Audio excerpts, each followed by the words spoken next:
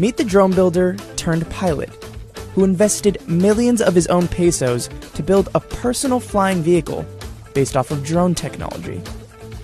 Watch the ultralight vehicle propel itself skyward using 16 onboard computers. Concepto Millenia is a flying sports car that uses multi-copter technology.